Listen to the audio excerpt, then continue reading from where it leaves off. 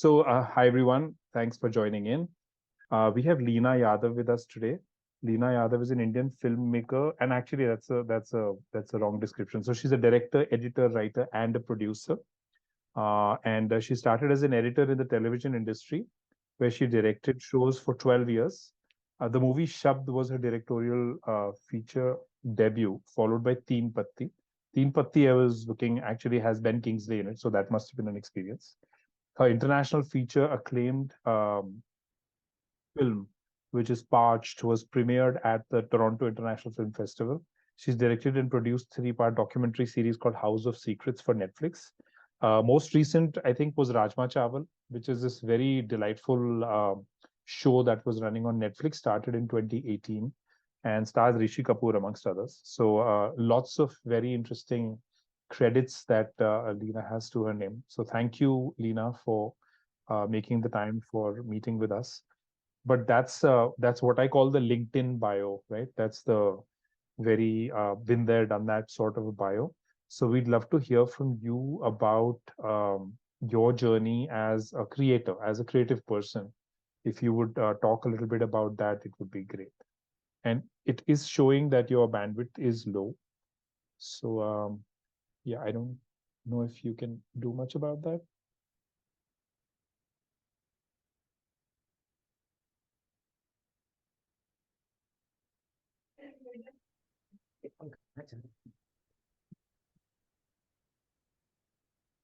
Sorry, should I?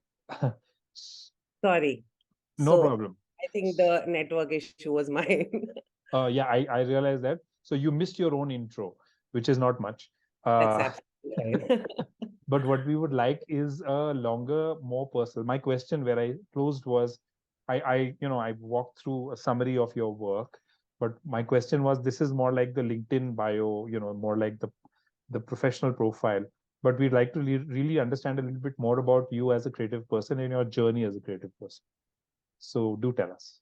So I wanted to be an architect Okay. and I wanted to get into just one school, which was in Ahmedabad. Okay. Uh, Something really silly happened, like almost after getting through, I didn't get through because I'd made the mistake of not carrying my curricular activity certificates with me. Oh my So God. I was literally like angry with architecture. And I was making it way to my house when I stopped in Delhi, met up with a couple of friends. They said, "Oh, if you're going to just generally do college, why don't you do it in Delhi?" Ended up again by chance doing economics honors, which was just not my cup of tea. But I utilized my years in college to do a lot of curricular activities. And then just literally midway through my MBA exams, I decided, oh, what am I doing? I'm falling into another trap and I actually maybe want to do something in the medias. And that's when I shifted to Bombay and I did a course in Sapphires called Social Communication Media. And thereon, I think um, I realized that I wanted to tell stories. So I wanted to direct, but I didn't know what was the best way there. But very, very early, like when I was doing my first apprenticeship, I realized that I need to have mastery over at least one of the technical skills if I want to have an edge, as a director. And again, instinctively, it was a decision to learn editing. And I think that's the decision that stood me, you know, the most valuable in this journey. And yeah, so I was lucky to get an opportunity to edit in a time when not many women were doing technical jobs, faced my set of discrimination, etc. And then somebody offered me to direct something, and I took it on, and I ended up doing a lot of interesting fiction as well as non-fiction stuff for television, which again became my training ground because I hadn't ever assisted anybody in directing. So that non-assisting was also an interesting, I think it's a interesting part because you don't have a example, you're finding your own way there. So that was a real blessing for me. And then Shabd was my first film. Nice. And lots of interesting, decisions and choices along the way because we're constantly in an industry which is so powerful that it ends up getting manipulated, you know. So whether what you want to do is the right way or not the right way, because you see it failing in a system which is getting more and more base, in the way content is dealt with.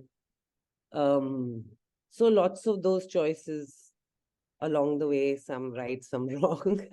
So, But yeah, it's a complex journey. right. And so you started off, there was also a diploma in mass comm somewhere in there. That's the one I did in Bombay, in Sapphires. Ah, okay, all right. And Yeah. then from film editing to Shabd, and Shabd you had like Aishwarya Rai and you had Sanjay Dutt in the film.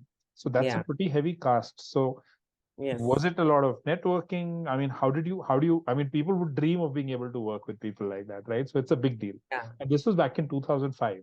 Yeah. And even I didn't think like that was not the cast in my mind when I wrote Shabd. Okay. I had written Shabd and I really didn't know what to do with it because I was very busy directing for television at that time.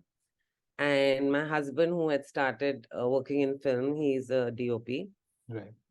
He had he was doing a film called Chameli with Pritish Nandi Communication.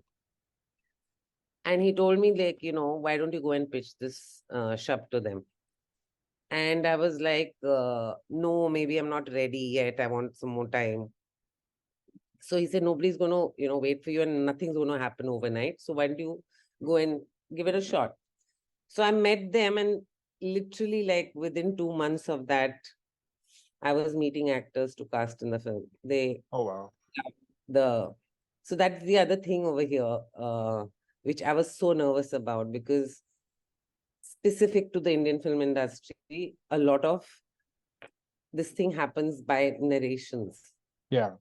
It doesn't happen like that anywhere else in the world. People read, and It tells us a lot about our country. I had seen people narrate with like such dramatic flair. So it was almost like if you want to direct, you better be a great narrator. Okay. Which I didn't know whether I was good or bad. So my first time narrating was just like, and the reaction was so amazing that I guess I did something right at that point in time. But literally at the end of the narration, Mr. Nandi picked up the call and started calling up actors. So, and I'm sitting there saying, can you talk to me first? Right. Yeah. Interesting. Very So, interesting. and it was a film which I had not imagined with a mainstream star cast. I had thought of it as a very alternate. In fact, I had wanted Irfan in that film to start with. Okay. But then Mr. Nandi said, I think we need to bring these intelligent ideas to the mainstream. And this is the right time for it. And then we met actors and they signed on to it. So, yeah. So it was Wow. interesting. And then, so you said the magic word just now. You said when you wrote Shabd. So Yeah. we are, this community of people here is really writers. We're all about writing. Everybody's Yes. working on some sort of writing project. Some are working on books. Some are working on script writing. So where does writing fit into your, your vast areas of interest? Where does that fit in? Is that the starting point, or is that something you have to do to make a film? How do you think about it? I think it's every point since I have been in the industry, I write. Like Okay. whatever my other roles may be at that point in time, but I think I never stop writing. So when people tell me like how many projects do you have right now, I honestly have about 15. Wow. Okay. But yeah, and some of them have been around for 15 years also. Sure. So the thing is that everything has its time, and this I've learned the hard way because I used to be very disheartened. But if somebody is not picking up your idea at a particular point in time, does not mean it's not good enough. Maybe it's not meant for that time. Maybe it's not something that, is feeling relevant to people. And then just 2 years down the line, everything comes on its head. So I would say that writers should just always keep writing, Right. and you really have to write a lot to reach the yes point in the material. You have to keep discovering your own material again and again and again. Mm, mm. Yeah, and I think, and we'll come to how much the industry's changed, because that's one of the questions that I had. Is I think it's seen a huge shift ever since, like in the last 3-4 years, with the OTT's arrival and people like Siddharth now in the mix and all of that. So, but I want to just follow this chronology a little bit more. So the next was Teen Patti, and Teen Patti was again Amitabh Bachchan, Ben Kingsley. So again, like a superpower cast. So, especially with Ben Kingsley. I mean, I just saw him in what is that lovely movie they just made with Dr. Seuss film, the 40-minute The short film. Wes Anderson film. Yes, yeah. So I saw him Yeah, in about that. that man who could see without. Yeah, who could see with his eyes closed. Yeah, Yeah, yeah, yeah, yeah. yeah. So anyway, He's just like the most amazing actor. Yeah. yeah, I wanted to ask you, what's it like to work with someone like that? I mean, we saw him in Gandhi and so many other movies, but yeah. Uh, well, it was a huge learning lesson for me, because at my own level, I was struggling to be a director here, whether it was coming from the fact that I was a woman or whatever. Um, it also taught me a very different discipline of functioning, because I think the trust and support I got from Sir Ben for just those 3 days of shoot was more than I got from any of my actors for the whole film. Oh wow.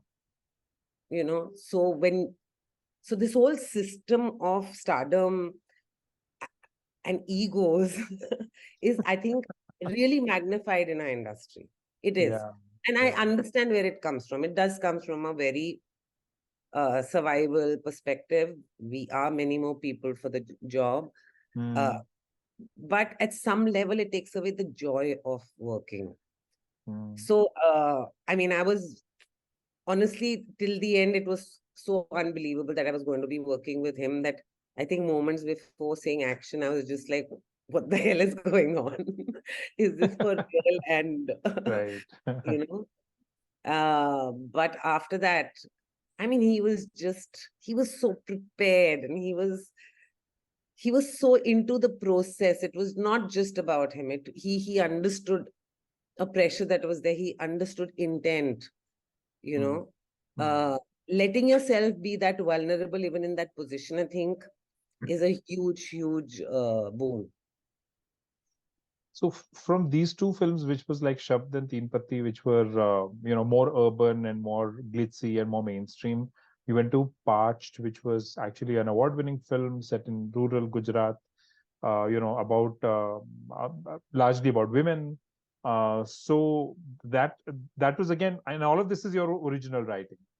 So tell us about that. Was that a conscious transition? Was it just you thought it was time to to switch tracks, or was it even a conscious thing, or was it just that it just happened? How was that?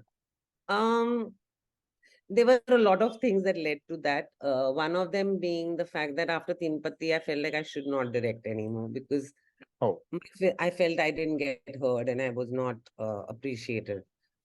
Um, Also, I saw a very ugly side of the politics of this industry. So I didn't want to. And that's when my husband told me, also my whole understanding with what publicity does to a film, because, Shabd was about a writer who, in a search for reality starts going mad, and how it affects his relationship. And Teen Patti was about what greed does to people. But Shabd was promoted as a love story, and this was promoted like a heist. no. So even all that, I just could not get my head around it. And I wanted to know that, like, this kind of work that one puts in, if it doesn't get it back, it's really disappointing. So I didn't want to, and that's when Asim said, you now make the film that you want, and there's not going to be a single restriction or single thing that you have to follow. What would you make? And we were actually trying to make the smallest film possible, Okay. within our own resources. And it was a conversation with the actor Tanishta Chatterjee at home, like saying, let's find something interesting to do together. That we started talking about some conversations that she had had with women in villages around Kutch. And the conversations about sex was so much more liberated and honest. So then my mind went to what the hell is progress then? We think we are more progressive, but what exactly is that?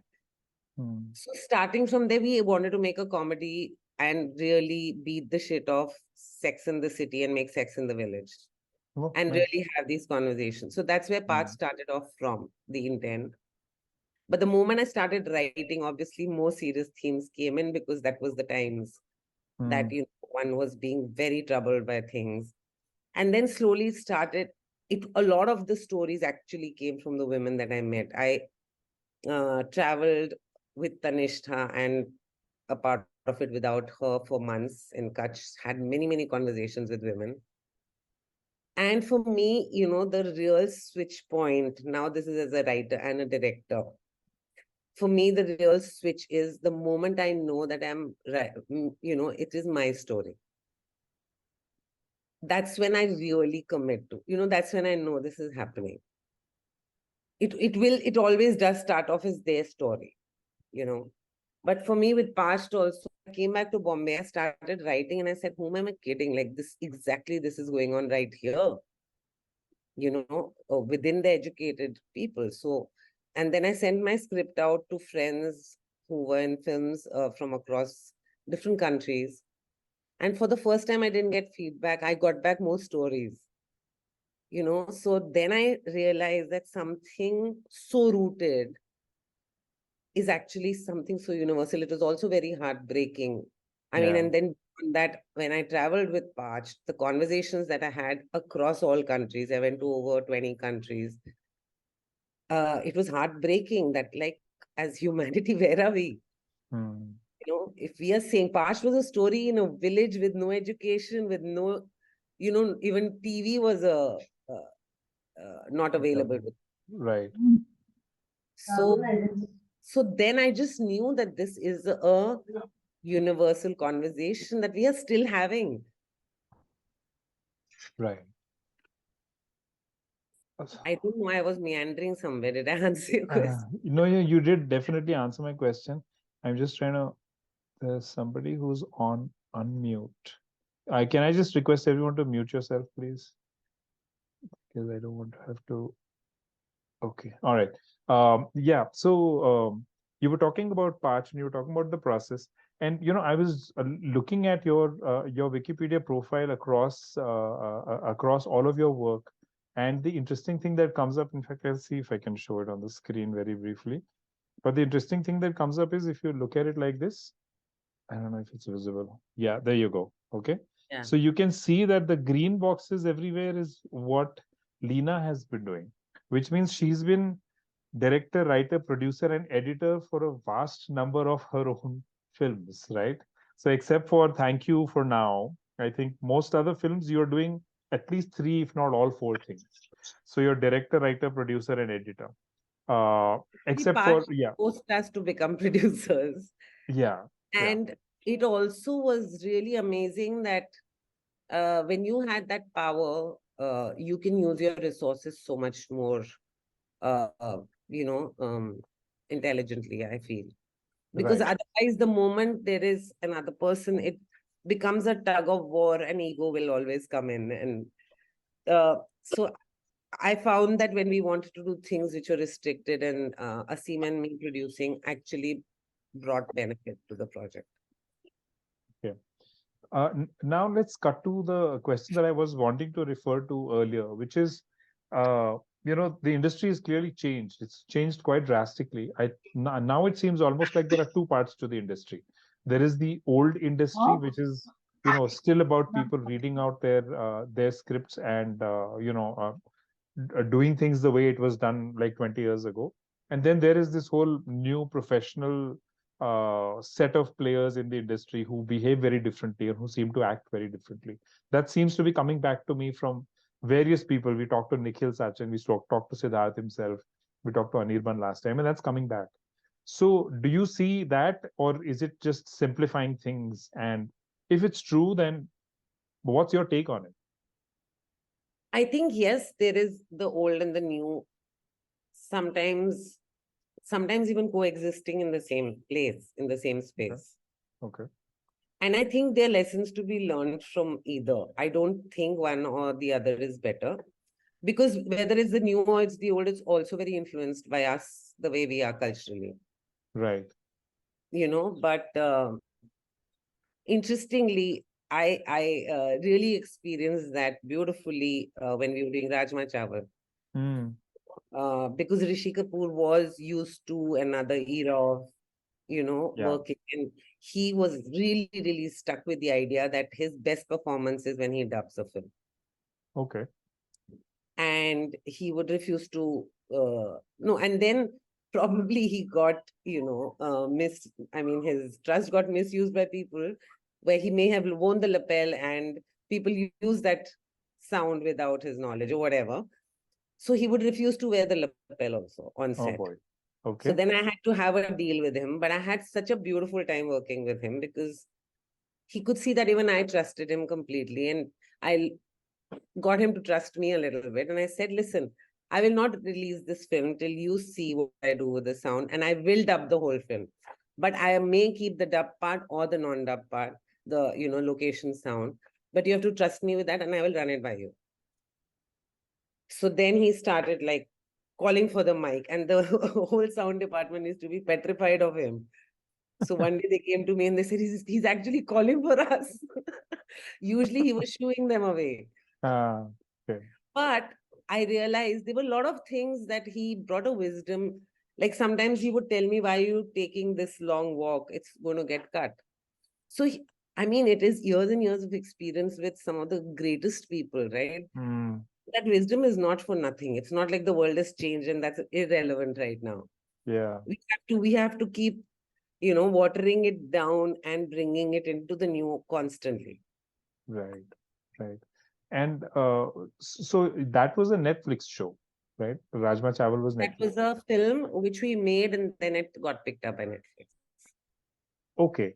So, we have... show is a documentary that I did called The House of Secrets, which is my last one. Okay. Okay. So Rajma Chawal, for people who've not seen it, a couple of people have commented saying they loved seeing it and that they thought it was fabulous. But for people who've not seen it, it's a wonderful premise. It's I have to share without giving spoilers, but Yes. But it's this kid who's leaving New Delhi, moving into Old Delhi, and he's really heartbroken. And he doesn't talk to his father. He's upset with his father because he pulled him away from that world. So the father says the way to talk to this guy is to actually chat with him, and he's not going to chat with his own father, so he impersonates a young girl, and that's the premise on which the whole thing is set. That this guy is chatting with his father, thinking that he's chatting with a young woman, and then the whole thing builds from there. So I think the premise itself is quite fabulous. And Niharika, at least one of the participants here, is saying that she's seen it, but you guys should check it out. But then you said that the latest one is sorry, can you repeat the name again?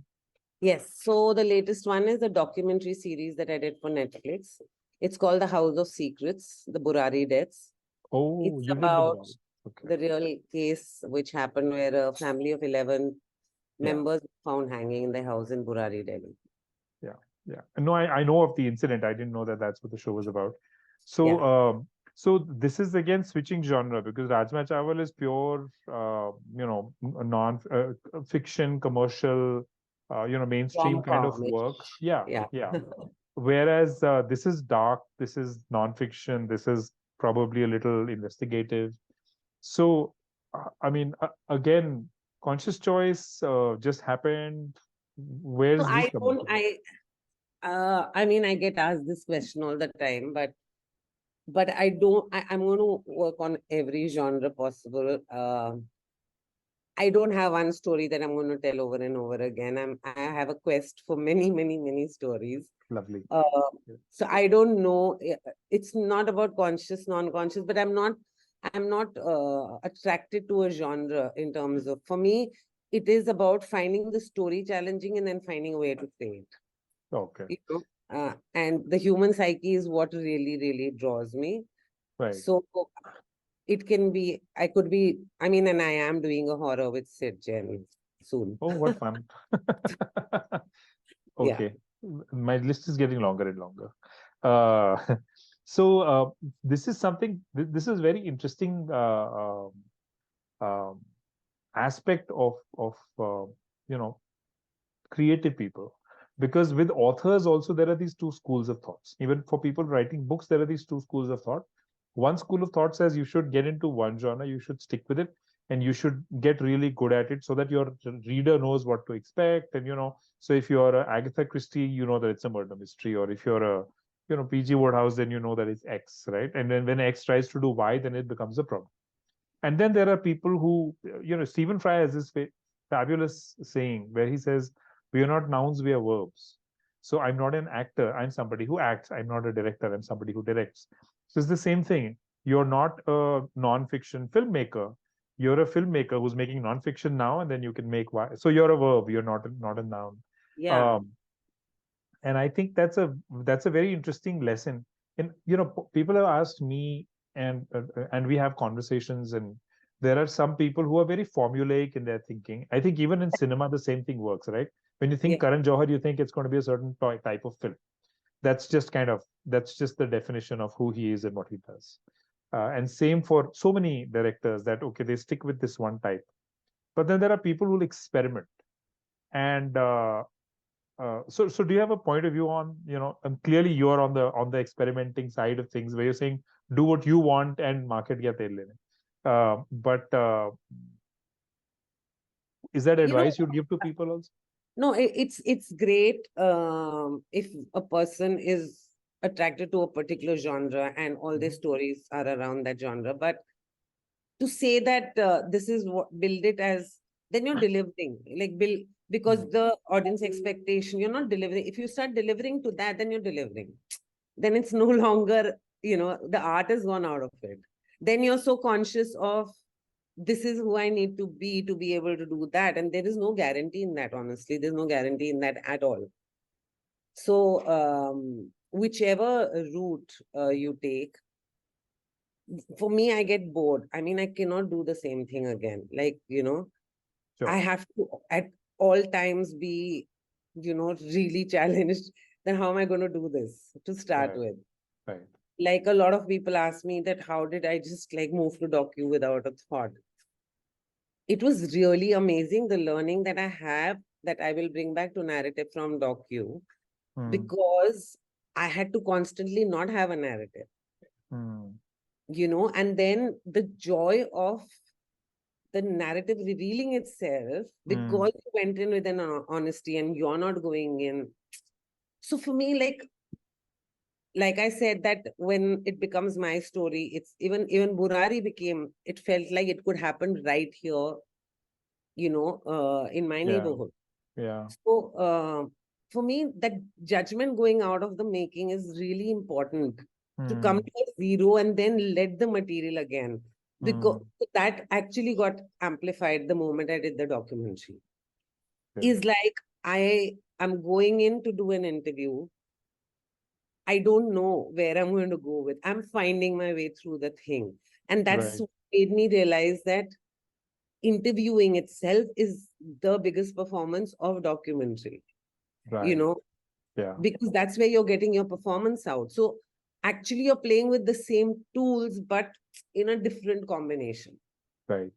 Very So interesting. for me to throw that out every time is what excites me. But I mean, I know the Burari story. I've followed it reasonably closely. I know some of the details. Why Burari? I mean, that's such a hard, heavy, difficult topic. I mean, I think about it and I get creeped out.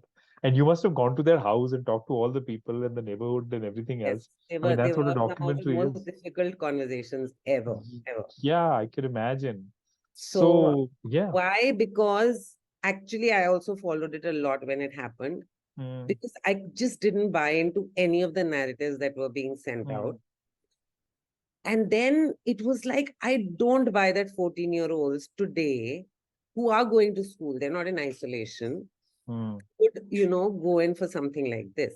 mm, And I just casually told myself and some friends that, oh, I wish I get to do an investigative documentary on this. mm, Cut to a year later, and Netflix, the international team, because we didn't have a non-fiction team in India, were coming down.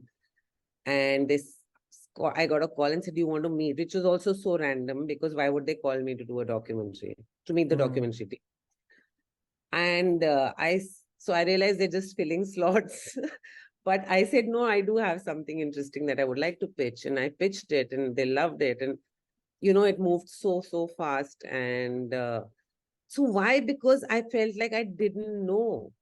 They just took mm. me on this ride, and I felt it was humanly so irresponsible that we didn't know what happened to this family, and we were okay with Yeah, it. yeah. And then I realized that there was a discomfort. There was something that nobody was touching. And that's where I wanted to go with it. And I think I did manage to go there, because House of Secrets is actually my most watched work in India.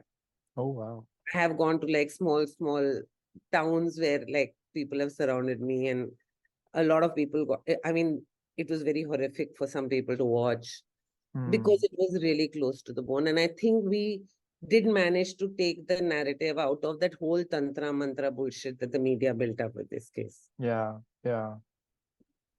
Wow. I have to watch it now. I'm not going to ask you what happened actually because I would hate to do that, Nobody but I knows will that. watch it. I'm not telling you, but I can tell you much more than you know. Yeah, because it's still a foxes everybody, right? Nobody still knows ki hua kya hai. So, all right. Okay, so this is around the time. Actually, we're 5 minutes over, but it's been such great conversation. We're 5 minutes over, but this is when we open it out to questions to the participants. So the first one says, which process do you enjoy the most, writing, directing, editing, or does it depend on the project? In full honesty, sorry, I'm just trying to put on a light here. In full honesty, I do everything before and after to reach the set. Okay. Though I do have a lot of value for editing, because for Okay. me, editing was my starting ground, and Right. the edit is your final draft of the script.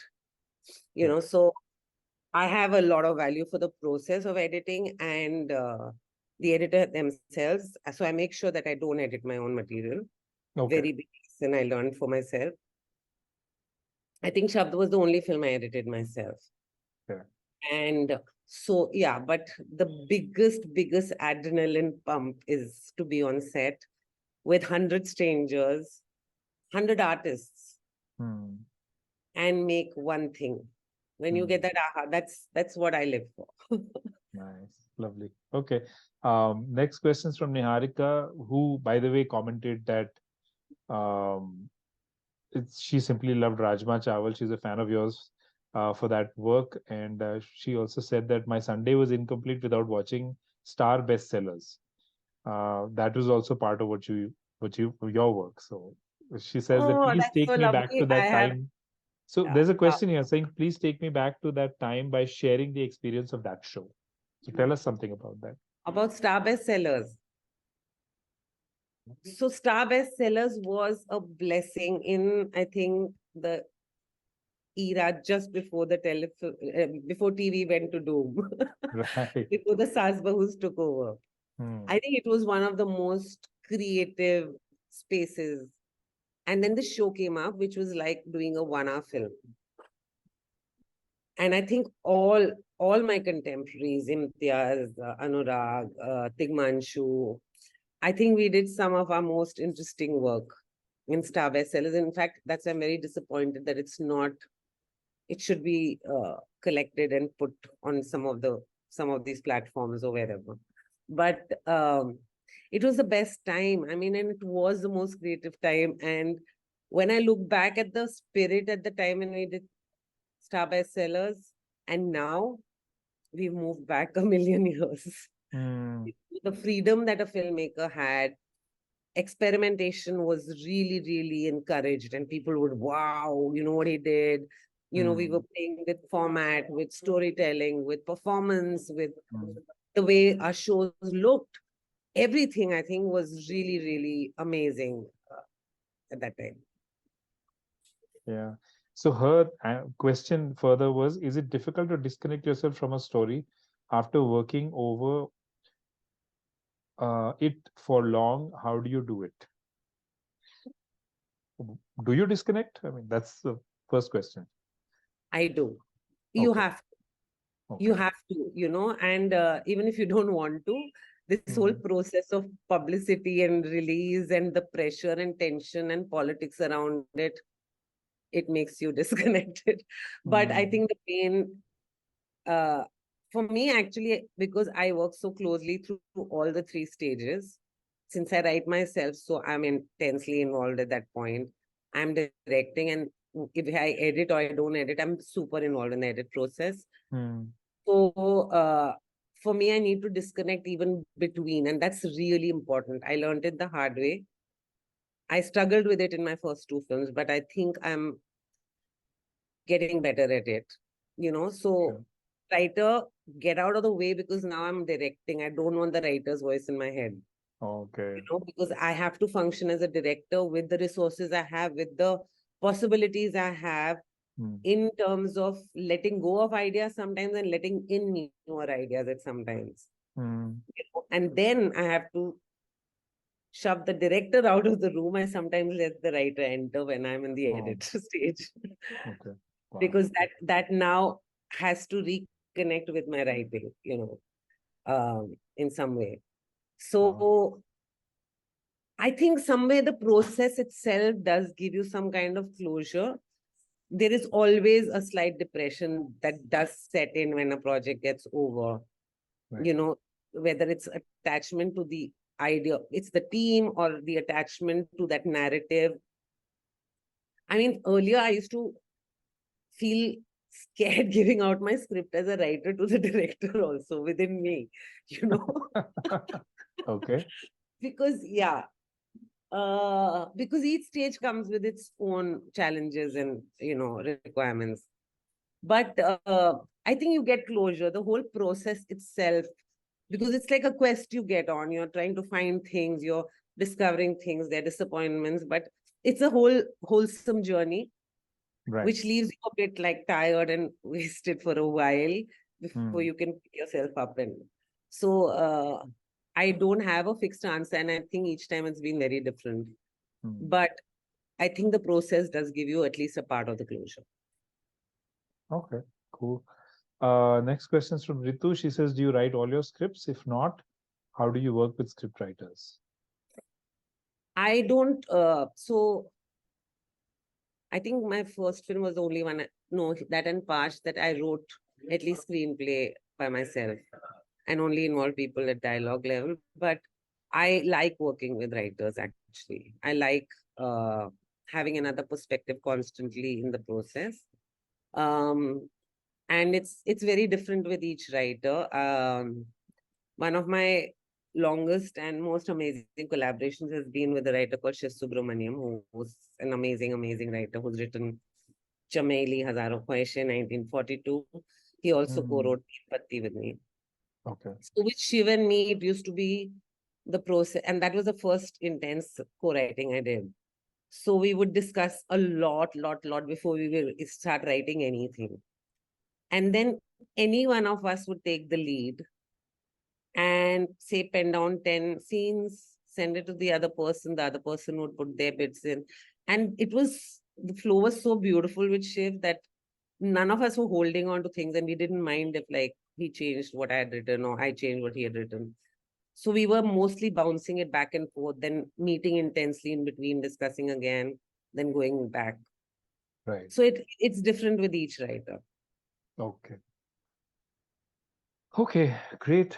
Well, there's the last question from Mangesh. Mangesh, I can answer that for you from a financial point of view. Which is better, being a script writer or just a writer writing books and novels? Script writer. There's no two ways about that. Anand told us, Anand Neelkantan was on the show last 2 months ago. He told us that, and so many people have told us that repeatedly. Book writing is for love and script writing is for money, if you have to choose between the two. So No, but let me give one disclaimer okay. here. Yes, please. I Script mean, writing it's comes a with challenge risk. getting your script also made. It's not Yes. Yeah. that you know. Yeah. There is no answer to this. I mean, what if that one novel became the biggest bestseller? Rocks it. Yeah, yeah. True. There is uncertainty, but then there is There is uncertainty with book uncertainty in writing as both. well. There is a In both. lot of luck and everything Yeah. involved. Yeah. Yeah. But broadly speaking, so when we had Anand Neelkantan, we were talking to him, and we asked him, "What do you like to write the best?" He said, "When it comes to the paycheck, I like to write the scripts the best. But if you were to ask me what I like to write the best, it would actually be poetry and short stories." Yes. So that was a very clear Yeah, because kind of. another thing to consider that when you're writing for a novel and all, it's nobody's taking the decision for you, except at one level when you come to the editor. Yeah. But there are going to be a lot of people giving you